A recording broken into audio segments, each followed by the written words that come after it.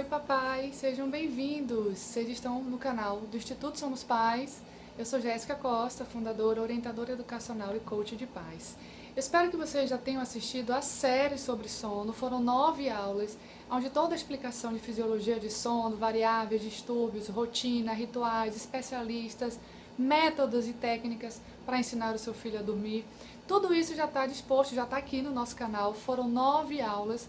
E teve uma outra aula bônus que eu comentei sobre um mito, quais são os mitos ao redor desse assunto. E hoje eu quero falar sobre uma das reclamações que eu mais recebo. É 99% dos atendimentos, das consultas, treinamento, consultoria, ou até mesmo as dúvidas que eu recebo no meu e-mail, no WhatsApp. Sempre esse assunto ele aparece em 99% quando se fala de sono, que é o meu filho só dorme mamando. É engraçado que as mães ficam desesperadas e falam, Jéssica, o que é que eu faço? Meu filho só dorme mamando. Bom, eu realmente preciso que vocês já tenham assistido todas essas aulas, porque é fundamental para o nosso entendimento, o nosso papo de hoje, todo o processo que já foi explicado nas aulas anteriores. Hoje, para esse tópico de meu filho só dorme mamando, eu quero falar sobre duas coisas. A primeira coisa é que a gente já sabe que sono ele é uma habilidade. Nós ensinamos o filho a dormir. Não é uma coisa tão natural quanto as pessoas acreditam. Pode até ser, como eu já falei, mas é algo que demora e a gente não consegue ter essa paciência pela dinâmica que a nossa vida hoje se encontra. E nós já entendemos que temos que ensinar através de uma rotina e de rituais. A criança ela não sabe dormir. Um bebê ele não sabe que está com sono, que ele fecha o olho e que ele dorme. Ela não sabe dormir. É isso que nós temos que entender. Vamos colocar na cabeça de uma vez por todas. O bebê, a criança, ela não sabe dormir até os seus 3, 4 anos de idade, que é quando ela vai ter tamanho desenvolvimento neurológico para entender. Se a criança não sabe dormir, se ela não está sabendo o que se passa com ela, aquele cansaço, aquela fadiga, aquele olho, tudo isso que está acontecendo, se ela não está entendendo o que está acontecendo, somos nós que temos essa obrigação de colocar o filho para dormir. E se nós estamos deixando o filho dormir mamando, então é algo que nós estamos ensinando. Então a primeira coisa que eu quero comentar é exatamente essa permissão que nós estamos fazendo. Então meu filho mama e ele dorme. Então é algo que eu estou permitindo, eu estou ensinando. É esse processo que eu estou fazendo que meu filho durma. E não é certo falar que o meu filho só dorme mamando. A criança, o bebê só dorme mamando. Não. Nós ensinamos esse método, nós ensinamos e permitimos que isso acontecesse. Né? Então o papai e a mamãe, o papai também está no meio, não é porque ele não tem o seio, não é porque ele não amamenta que ele não está no meio. Porque o papai também tem um papel muito importante de apoiar, essa rede de apoio é muito importante do papai também nesse processo do sono. Então a família terminou concordando e vocês foram de alguma forma, né, complacentes, vocês deixaram com que a criança dormisse dessa forma. Então, não vamos falar, meu filho só dorme mamando. Não, eu permito que meu filho só durma mamando. É certo? É errado? Não tem certo e errado. Você pode fazer isso e tá muito bom para vocês. O que eu sempre falo está bom, está gostoso, está agradável, vocês estão bem, vocês estão felizes? Né? Tá bom para todo mundo, não é só a mãe e o filho, mas tá bom para o pai também? Como é que vocês estão fazendo com essa amamentação na madrugada, porque é esse o processo cansativo. Até a mamada do dia, porque todas as sonecas da criança também é mamando. Isso tá prazeroso? Porque é isso que importa. Se está prazeroso, tá bom, tá gostoso, tá legal, tá bacana, não tem por que mudar. Só precisa ter a consciência, como eu já falei várias vezes, vou repetir, ter a consciência que isso vai permanecer. Qual é a sua dinâmica? Qual é a sua vida? Qual é a sua rotina? Você vai voltar a trabalhar? São essas coisas que nós temos que pensar. Eu estou de licença maternidade e estou permitindo que isso aconteça. Mas você volta a trabalhar? Como que você vai voltar? Quando?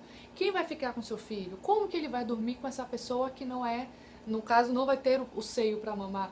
Então, temos que pensar em todo esse contexto e aí sim tomar a decisão. Se a decisão for, meu filho vai dormir mamando, não tem nenhum problema. Absolutamente não tem nada de errado. Não existe certo e errado.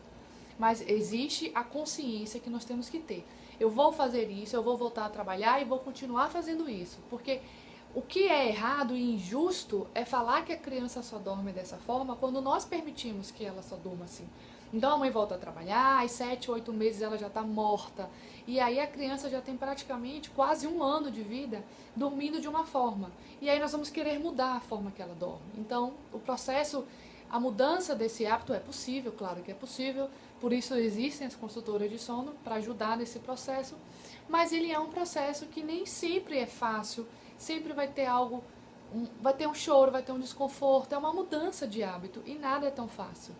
O segundo ponto que eu quero comentar é essa diferença da amamentação em livre demanda para a amamentação com esses horários regulares, que é a cada 3 horas.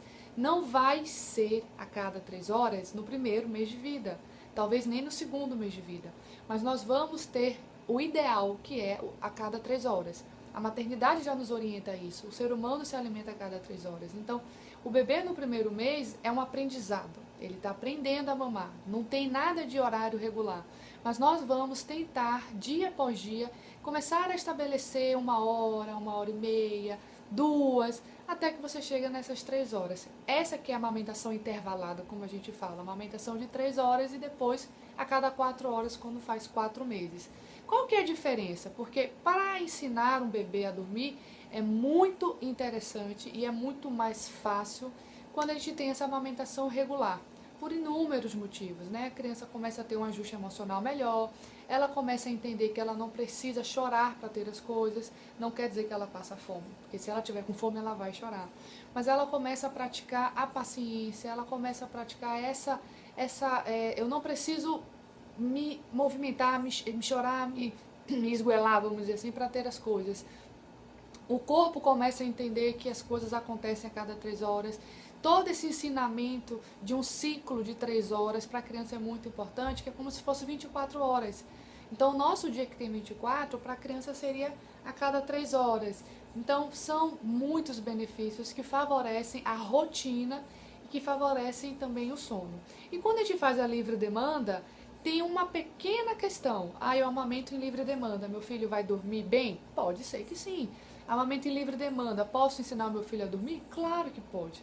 A única questão, e aí é que está o grande X da questão, a livre demanda é o meu filho pede para mamar. Então eu vou alimentar quando ele tiver fome, é livre demanda. Solicita e eu atendo. Mas quando que essa criança pede e que você entende que de fato é fome? Né? A grande questão está aí. A gente entende que choro é fome. E a criança não chora só de fome, gente. A criança ela chora por tudo.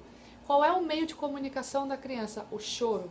Então vai chorar de fome, mas vai chorar de calor, de frio, de tédio, de cansaço, de sono, de irritação, de fadiga, de xixi, de cocô, de barriga doendo, de refluxo, de azia, de desconforto gástrico, de tudo. Então ela vai chorar porque ela quer ir pro colo, vai chorar porque ela quer sair do colo.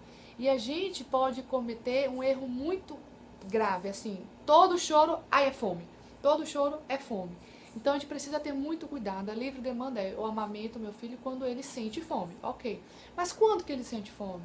Qual é a hora que ele sente fome? A dica que eu dou é tentar associar, é difícil entender o tipo de choro, e o nosso próximo vídeo é sobre isso, mas tenta associar o choro, de fato, com a expressão corporal do bebê. Ele chora e ele se mexe. Então olha essa linguagem corporal da criança. O que o corpinho dessa criança está fazendo? E comecem a associar não só o choro, não só essa parte verbal, mas a linguagem corporal também, para que a gente entenda o que é um pedido de fome. Porque se eu alimento a todo choro, eu vou estar favorecendo distúrbios gástricos. Assim vai ser fácil ter uma azia, ter uma queimação, ter um refluxo. Né? Então, a gente tem que entender exatamente quando é o choro. Bom, espero que vocês tenham gostado das nossas 2 dicas, dos nossos 2 assuntos dentro desse tópico que meu filho só dorme mamando. Vejo vocês no próximo domingo, no próximo vídeo, vou falar de tipos de choro. Comentem, curtam, deixem aqui os comentários, compartilhem nas redes sociais de vocês, levem essa mensagem para outras famílias, ajudem outras famílias também a terem esse conhecimento. Todo domingo um vídeo novo aqui, não só de sono, mas falando do processo da educação, que daqui a pouquinho vai ter muito vídeo sobre isso. Grande beijo a todos vocês, fiquem com Deus, uma semana iluminada, sabedoria e paz. Tchau, tchau.